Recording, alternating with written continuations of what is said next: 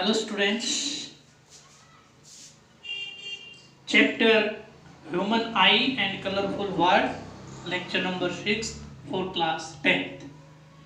आज हम जो लास्ट लेक्चर में डिस्पर्जन ऑफ वाइट लाइट हमने पढ़ा था उससे रिलेटेड एक एक्टिविटी हमें करनी होती है और ये एक्टिविटी बहुत बार फाइनल एग्ज़ाम में 3 मार्क्स में आई है।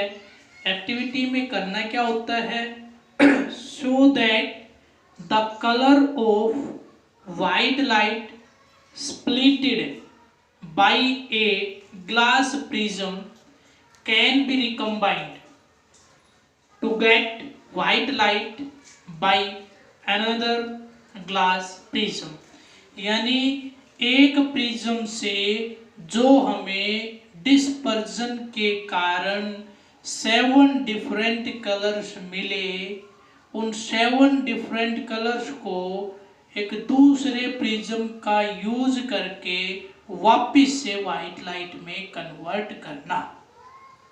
तो सबसे पहले जो भी एक्टिविटी हम करते हैं उसके लिए लिखना होता है आपको apparatus यूज्ड, या हम इसके लिए हमें किस किस चीज की जरूरत होती है। तो सबसे पहले इसमें जो जरूरत है वो है 2 identical glass prism. 2 identical glass prisms. हमें क्या चाहिए, 2 आइडेंटिकल ग्लास प्रिज्म्स चाहिए। आइडेंटिकल का मतलब समझते हो ना, सेम गिलास के बने हुए हो, सेम साइज हो, सेम एंगल ऑफ प्रिज्म हो, सब कुछ सेम होना चाहिए, तो उनको क्या बोलते हैं, आइडेंटिकल बोलते हैं। चलिए ये चीज बिल्कुल ठीक है। दो पहली चीज तो ये चाहिए। दूसरा क्या चाहिए, कार्डबोर्ड चाहिए, एक गत्ता जिसको हम बोलते हैं ना, कार्डबोर्ड हमें चाहिए जिसके सेंटर में क्या हो, hole with a small hole at a centre, with a small hole at a centre, ये मेरे को चाहिए। और एक चाहिए वाइट स्क्रीन। तीसरी क्या चाहिए, वाइट स्क्रीन, ये मेरे को चाहिए। देखिए अगर कोई बच्चा लिखने में प्रॉब्लम हो रही बोर्ड से, कोई बात नहीं, इस वीडियो को आप YouTube पे अगर वॉच कर रहे हो बिना डाउनलोड किए अगर कर रहे हो तो नीचे इसके लिखा हुआ डिस्क्रिप्शन, उस डिस्क्रिप्शन के ऊपर इसके राइट साइड में आपको एक एरो मिलेगी। जैसे ही आप उसको पुश करोगे उसके नीचे एक लिंक आएगा, उस लिंक के ऊपर आप क्लिक करोगे तो उस लिंक में वो ऑप्शन पूछेगा आपको कि इस लिंक को आप किसके हेल्प से ओपन करना चाहते हो। गूगल क्रोम यूसी अगर आपके पास है तो यूसी ब्राउजर का आएगा, अदरवाइज इंटरनेट एक्सप्लोरर, यानी जो भी आपके पास 3-4 जो भी ऑप्शन है किसी भी एक पे क्लिक कर देना। अगर क्रोम है तो क्रोम पे करना, नहीं है तो बाकी उनमें से कोई भी उन पे क्लिक करोगे तो आपके पास ये एक्टिविटी क्या लिंक मैं जो डाल रहा हूँ उसमें मैं कंप्लीट ये एक्टिविटी में क्या क्या चाहिएगा, कैसे करना, वो सारा मैं उसके अंदर डाल रहा हूँ एज ए PDF फाइल। आप वहाँ से इसको नोट कर सकते हो। यहाँ से आप वीडियो में केवल इसको समझ लीजिए, आपका मेन काम है यहाँ से समझने का। अगर आपके पास बुक है तो बहुत अच्छी बात, उसमें से आप नोट कर सकते हो। और उसमें कुछ कम ज़्यादा आपको लग रहा है तो मैं एक लिंक डाल रहा हूँ, उस लिंक पे आपको इसका बिल्कुल शॉर्ट और अच्छे तरीके से अच्छी लैंग्वेज में आपको इसका PDF मिल जाएगा, वहाँ से आप नोट कर लेना। क्लियर, समझ में आया ना सभी को? कहाँ मिलेगा, यानी जो आपको लिखना होता है वो कहाँ मिलेगा, वीडियो के नीचे डिस्क्रिप्शन में एक, या उस डिस्क्रिप्शन के ऊपर भी क्लिक करोगे या उसके ऊपर ऐसे छोटी सी एरो बनी होती है डिस्क्रिप्शन के राइट साइड में, उस पर क्लिक करोगे तो नीचे आपके ऑप्शन खुल जाएंगे, उसमें एक लिंक मिलेगा ब्लू कलर से लिखा हुआ, उसके ऊपर क्लिक करोगे तो वो ऑप्शन पूछेगा किस में खोलना चाहते हो। तो जो 3-4 जो भी ऑप्शन थे उसमें अगर क्रोम का है तो क्रोम पे, अगर क्रोम आपके फ़ोन में नहीं है तो कोई बात नहीं, कोई भी ऑप्शन उसमें से क्लिक करते होगे, लेकिन नेट ऑन होना चाहिए और आप YouTube पे वॉच करते हुए। ऐसा नहीं है डाउनलोड करने के बाद डिस्क्रिप्शन नहीं खुलेगा, तो उसके ऊपर आप क्लिक करोगे तो आपको कंप्लीट PDF फाइल मिल जाएगी, वहाँ से आप इसको नोट कर सकते हो। तो देखिए समझ लेते हैं। सबसे पहले एक ग्लास प्रिज्म को मैं इस तरह से सेट करता हूँ।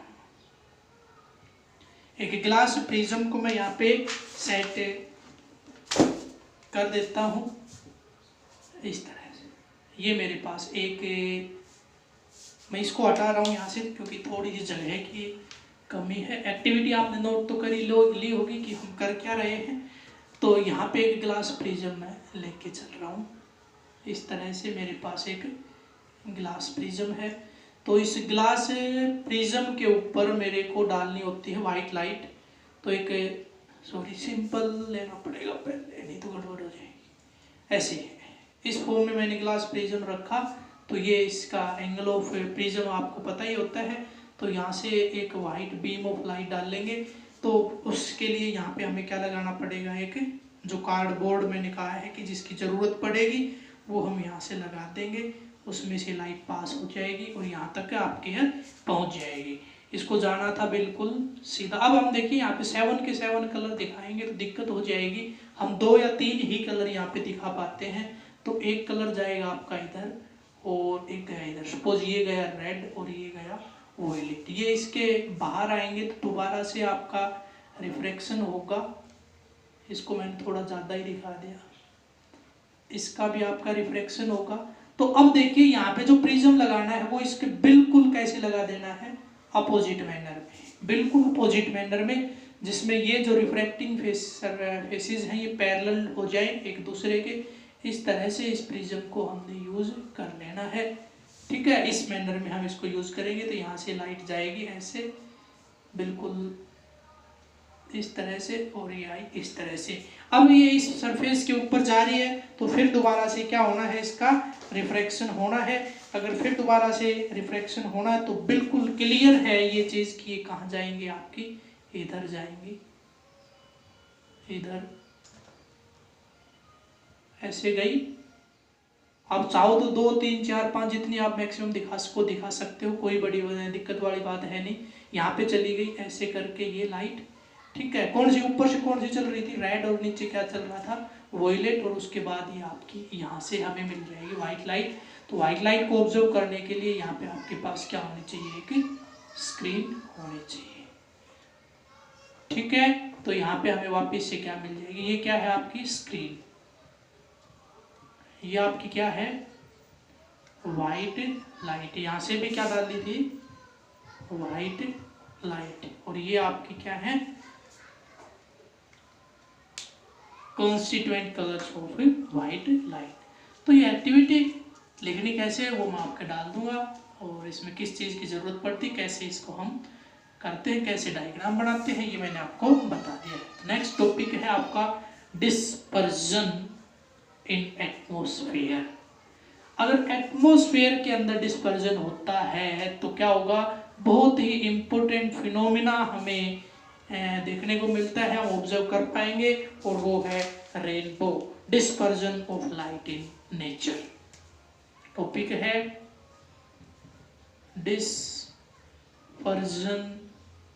Of light in nature.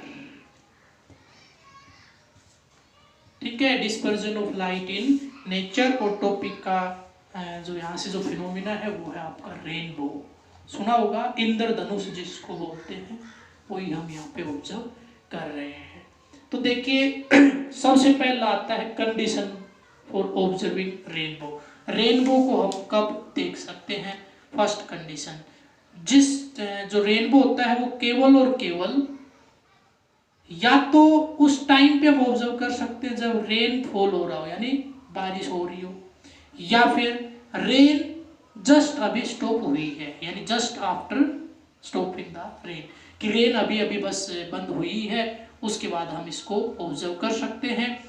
और कुछ ऐसे एरियाज होते हैं जिनमें इसको डेली भी ऑब्जर्व किया जाता है, ग्लेशियर वगैरह जहाँ पे हैं, जहाँ पे स्नो मतलब ये मान के चलो कि बर्फ़ वगैरह हमेशा गिरती रहती है उस एरिया में, यानी मॉइस्ट एयर जब रहती है तो उस टाइम पे भी हम इसको ऑब्जर्व कर सकते हैं।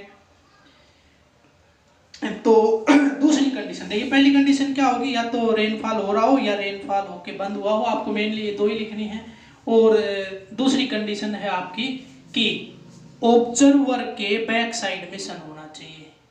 ठीक है, जब हम रेनबो को ऑब्जर्व करते हैं तो खड़ा कैसे होना है, सन बैक साइड में होना चाहिए। अगर सन बैक साइड में है नहीं है तो हम उसको ऑब्टेंड नहीं कर पाएंगे। ठीक है। अब देखिए होता क्या है, रेन के टाइम में या जस्ट आफ्टर रेन कुछ आपकी रेन ड्रॉप सस्पेंडेड रह जाती हैं किसके अंदर, एयर के अंदर। किसके अंदर, एयर के अंदर। तो उस आपके रेन ड्रॉप के अंदर व्हाइट लाइट फ्रॉम द सन, सन से व्हाइट लाइट आती है और उस रेन ड्रॉप के अंदर एंटर कर जाती है।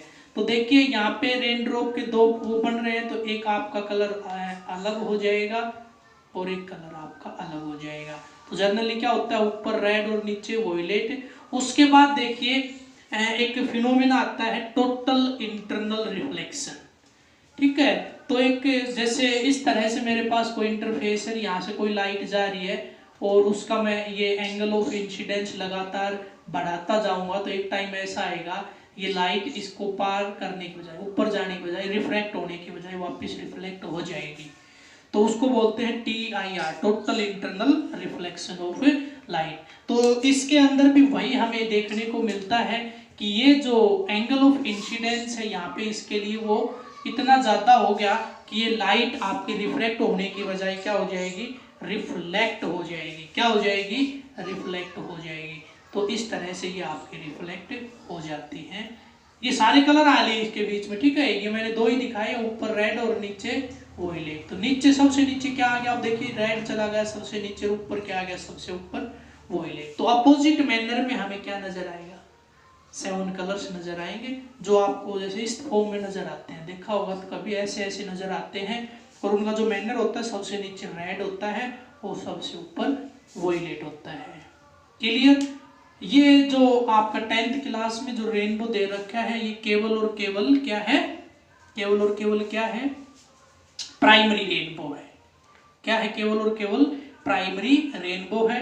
इसके अलावा सेकेंडरी रेनबो भी होता है। उस सेकेंडरी रेनबो में क्या होता है कि इसमें तो 2 बार इंटरनल रिफ्लेक्शन हुआ है, सेकेंडरी रेनबो में केवल 1 बार इंटरनल रिफ्लेक्शन होता है। तो जब सेकेंडरी रेनबो होता है तो उससे आपका पैटर्न मिलेगा red and violet, same pattern मिलेगा। ठीक है, अपोजिट मैनर हो जाता है प्राइमरी में और उसमें क्या होता है, सेम। तो सेम और अपोजिट जब आपस में मिलेंगे तो यहाँ पे उस दूसरे वाले का नीचे ऊपर क्या जाएगा, रेड, और नीचे क्या चला जाएगा, वॉयलेट। तो आपने देखा होगा ज्यादातर जब रेनबो को ऑब्जर्व करते हैं तो उसमें मेनली 3 और 4 कलर ही आपको नजर आते हैं। जो 7 हैं वो सारे के सारे नजर नहीं आते। वो इसीलिए कि प्राइमरी और सेकेंडरी दोनों साइमल्टेनियसली टेकन प्लेस होते हैं, जिसकी वजह से आपको केवल और केवल कुछ एक कलर ही नजर आ पाते हैं, सारे के सारे नजर नहीं आते हैं। तो इसका भी डिस्क्रिप्शन में आपको लिंक मिल जाएगा, 2 लिंक मिलेंगे। पहले आपको जो एक्टिविटी है उसका, और दूसरा जो लिंक होगा वो किसका रहेगा, आपका रेनबो का। क्लियर। तो आज हमने 2 टॉपिक किए हैं। इसके लिए जो आपके क्वेश्चंस हैं वो भी मैं आपके डाल दूंगा एज असाइनमेंट, और चाहो तो लिंक डाल सकता हूँ। चलो मैं असाइनमेंट भी डाल दूंगा, आपका लिंक भी डाल दूंगा, असाइनमेंट भी डाल दूंगा। जहाँ से करना चाहो कर सकते हो। आपके पास बुक है तो उसकी हेल्प से भी कर सकते हो, और अगर बुक में आपको लग रहा है कि वहाँ से हमें दिक्कत है कि कम ज़्यादा कितना छोड़ना, कितना लिखना है, कौन सी चीज़ इंपॉर्टेंट है, अभी ये चीज़ क्लियर आउट नहीं है, तो उसके लिए मैं आपको यहाँ पे लिंक प्रोवाइड करवा दूंगा नीचे, और वहाँ से आप इसको नोट कर सकते हो। आज के वीडियो में इतना ही। थैंक्स।